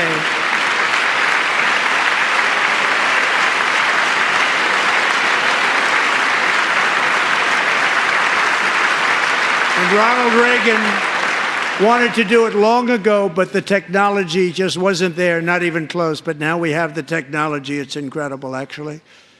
And other places, they have it. Israel has it. Other places have it. And the United States should have it too, right, Tim, right? They should have it too. So I want to thank you. But it's a very, very important. This is a very dangerous world. We should have it. We want to be protected, and we're going to protect our citizens like never before. To boost our defense industrial base, we are also going to resurrect the American shipbuilding industry, including commercial shipbuilding and military shipbuilding.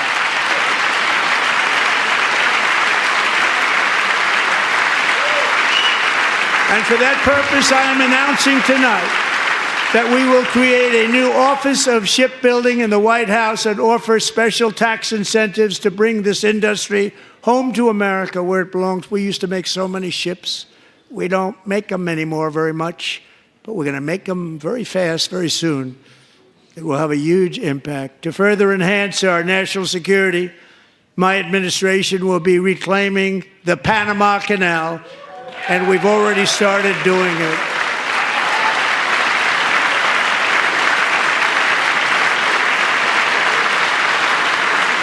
Just today, a large American company announced they are buying both ports around the Panama Canal and lots of other things having to do with the Panama Canal and a couple of other canals. The Panama Canal was built by Americans for Americans, not for others, but others could use it. But it was built at tremendous cost of American blood and treasure. 38,000 workers died building the Panama Canal. They died of malaria. They died of snake bites and mosquitoes. Not a nice place to work.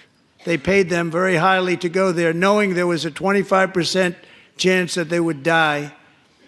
The most expensive project also that was ever built in our country's history, if you bring it up to modern day costs.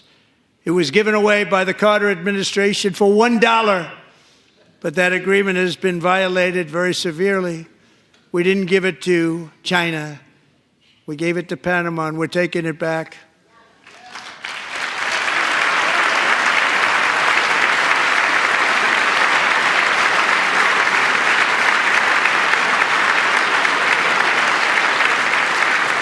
And we have Marco Rubio in charge. Good luck, Marco.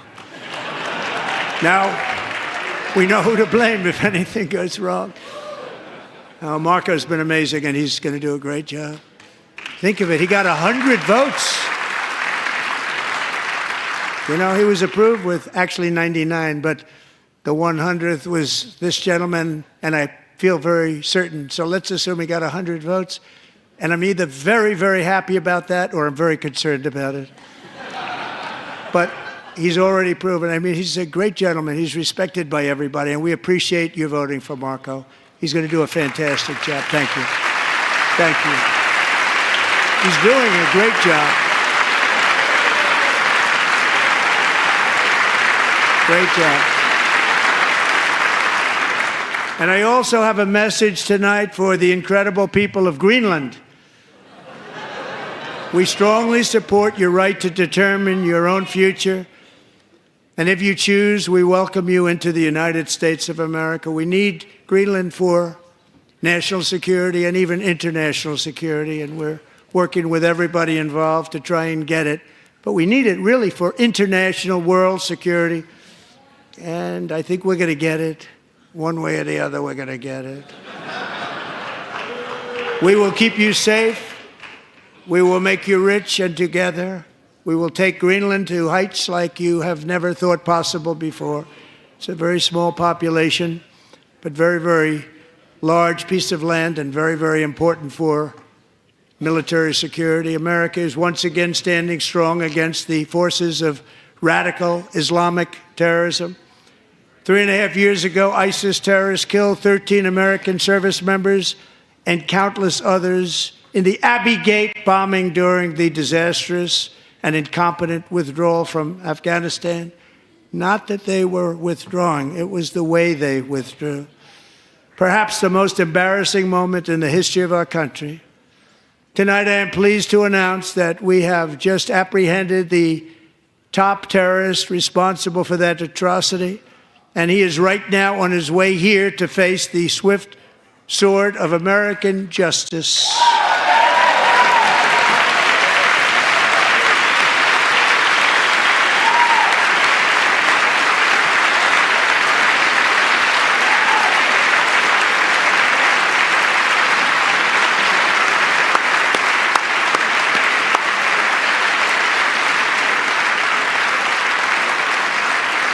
And I want to thank especially the government of Pakistan for helping arrest this monster.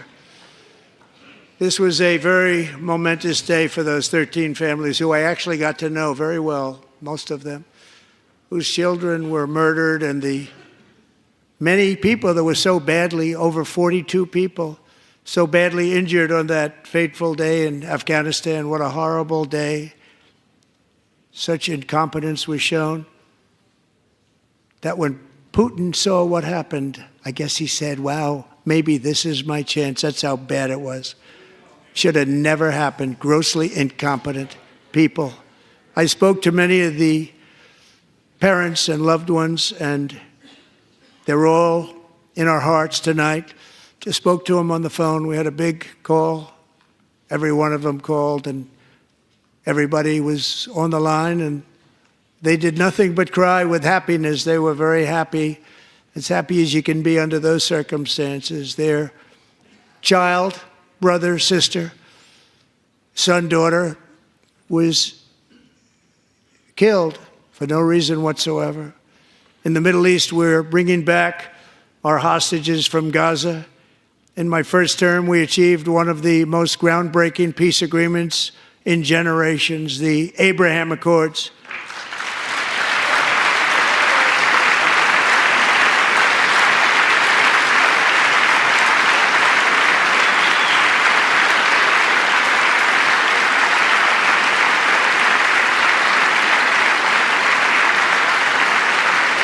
And now we're going to build on that foundation to create a more peaceful and prosperous future for the entire region. A lot of things are happening in the Middle East. People have been talking about that so much lately with everything going on with Ukraine and Russia. But a lot of things are happening in the Middle East. It's a rough neighborhood, actually. I'm also working tirelessly to end the savage conflict in Ukraine. Millions of Ukrainians and Russians have been needlessly killed or wounded in this horrific and brutal conflict with no end in sight. The United States has sent hundreds of billions of dollars to support Ukraine's defense with no security, with no anything.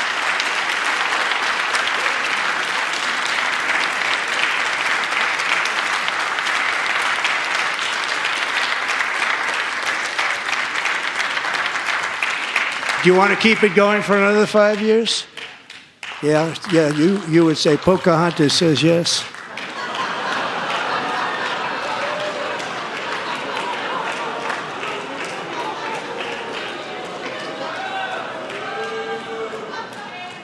$2,000 people are being killed every single week.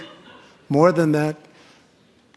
They're Russian young people. They're Ukrainian young people. They're not Americans. But I want it to stop. Meanwhile, Europe has sadly spent more money buying Russian oil and gas than they have spent on defending Ukraine, by far. Think of that.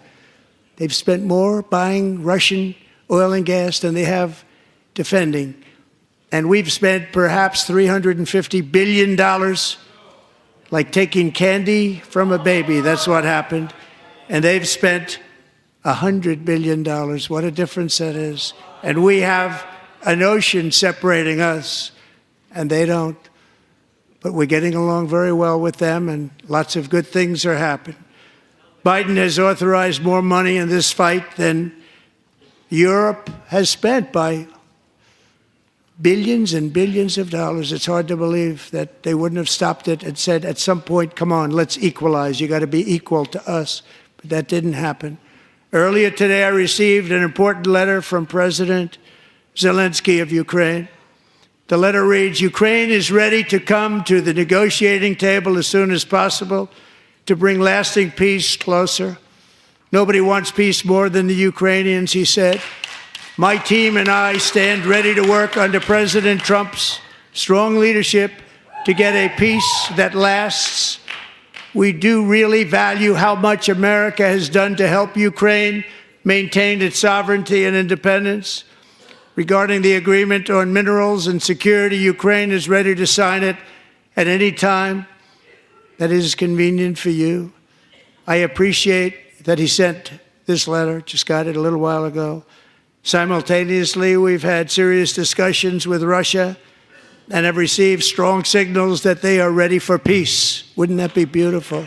Wouldn't that be beautiful?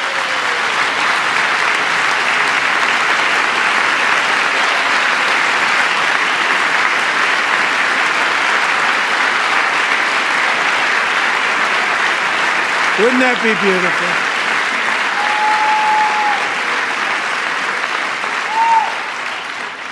It's time to stop this madness. It's time to halt the killing.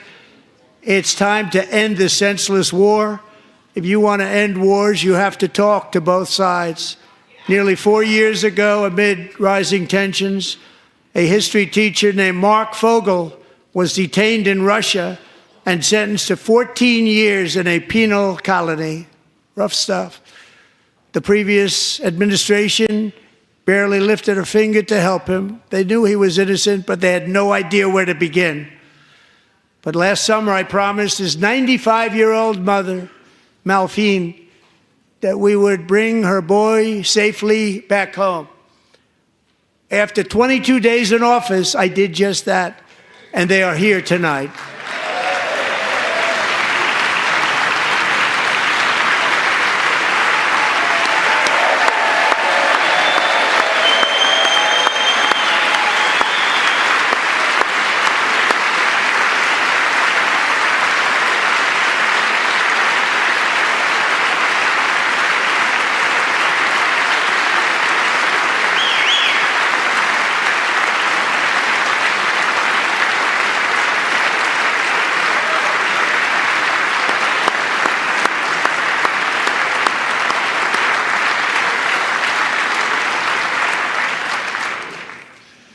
To Mark and his great mom, we are delighted to have you safe and sound and with us.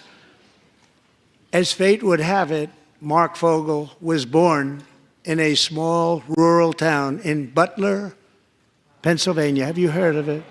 Where his mother has lived for the past 78 years.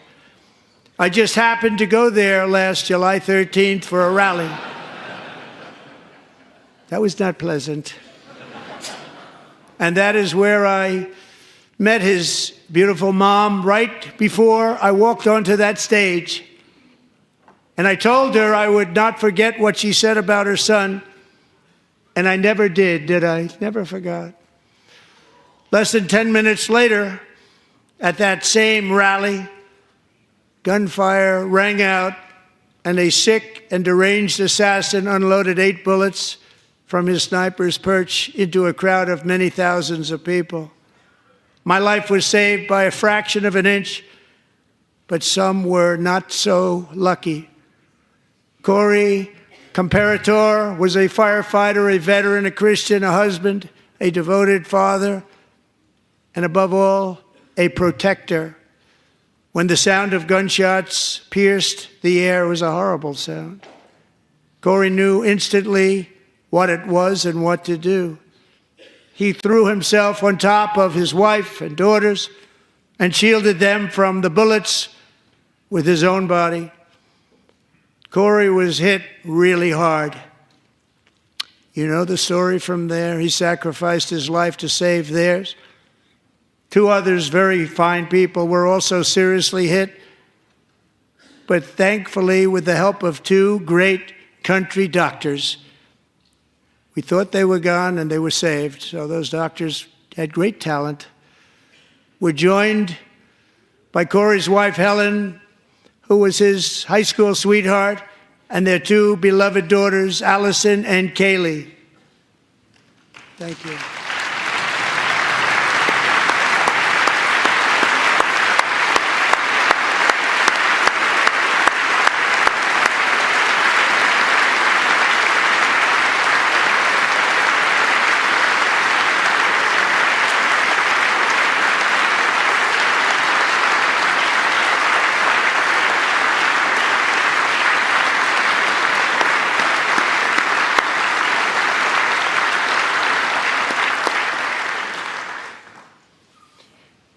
To Helen, Allison, and Kaylee, Corey is looking down on his three beautiful ladies right now, and he is cheering you on. He loves you. He is cheering you on. Corey was taken from us much too soon, but his destiny was to leave us all with a shining example of the selfless devotion of a true American patriot. It was love like Corey's that built our country, and it's love like Corey's that is going to make our country more majestic than ever before. I believe that my life was saved that day in Butler for a very good reason. I was saved by God to make America great again. I believe that. Thank you.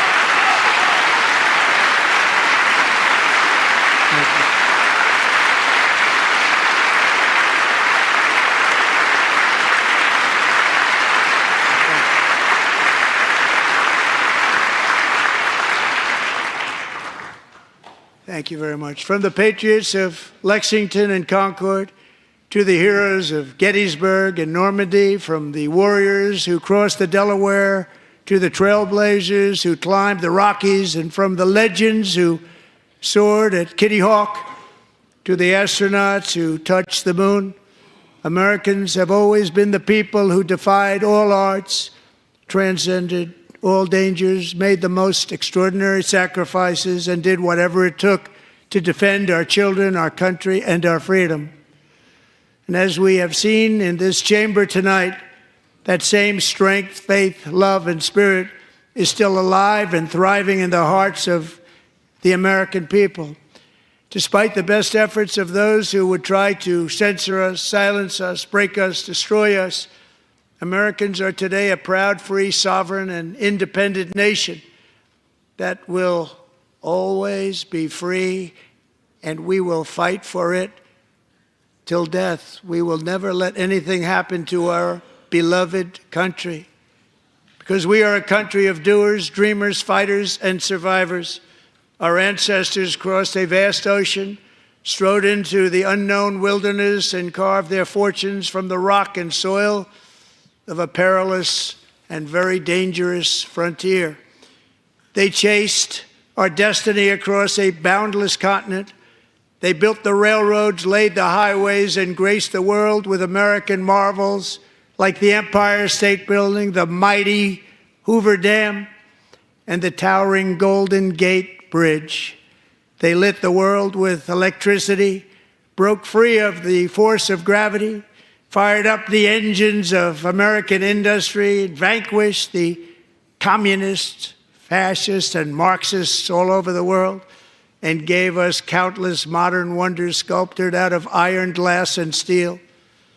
We stand on the shoulders of these pioneers who won and built the modern age, these workers who poured their sweat into the skylines of our cities, these warriors who shed their blood on fields of battle and gave everything they had for our rights and for our freedom. Now it is our time to take up the righteous cause of American liberty. And it is our turn to take America's destiny into our own hands and begin the most thrilling days in the history of our country. This will be our greatest era. With God's help, over the next 4 years, we are going to lead this nation even higher, and we are going to forge the freest, most advanced, most dynamic, and most dominant civilization ever to exist on the face of this earth. We are going to create the highest quality of life, build the safest and wealthiest and healthiest and most vital communities anywhere in the world. We are going to conquer the vast frontiers of science, and we're going to lead humanity into space and plant the American flag on the planet Mars and even far beyond.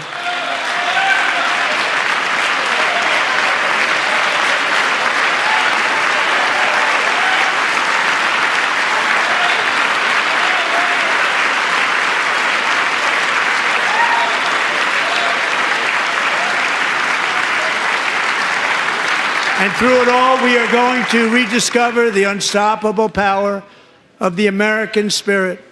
And we are going to renew unlimited promise of the American dream. Every single day, we will stand up and we will fight, fight, fight for the country our citizens believe in and for the country our people deserve.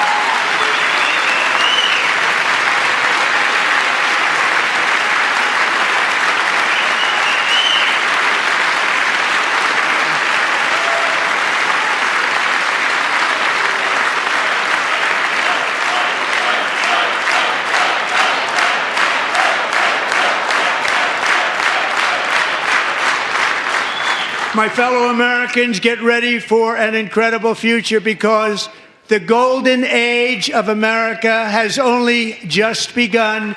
It will be like nothing that has ever been seen before. Thank you, God bless you, and God bless America.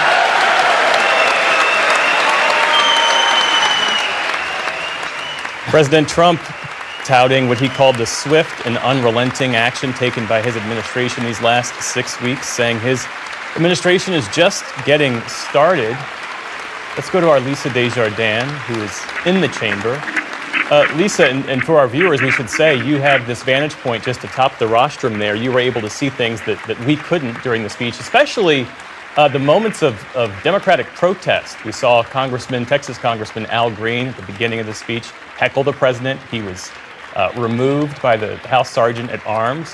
Give us a sense of what you saw and your reactions based on the speech and the conversations you've been having with lawmakers throughout the day. Well, what we witnessed here was an unprecedented speech for a number of reasons. One, by my count, that was the longest presidential address to Congress we've seen since 1964 at least. But the moment where Al Green stood and interrupted and refused to leave is something